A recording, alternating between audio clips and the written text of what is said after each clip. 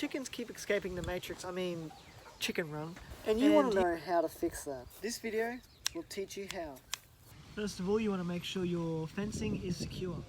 As you can see, my chickens for some reason have eaten my fence.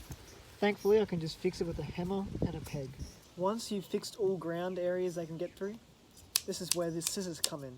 Before you get mad at me thinking I'm about to kill all my chickens, there's a better way, a painless way, and a quick way.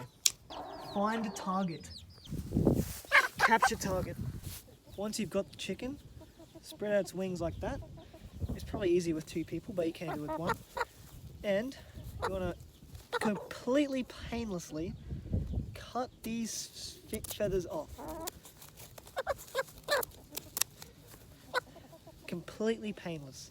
You can do both sides, but 1 is enough. And then she can no longer fly. And just repeat the process for all your chickens. Cut from here, and it'll be completely painless. Just like that. That is the easiest, most pain-free way to stop your chicken from escaping when it flies.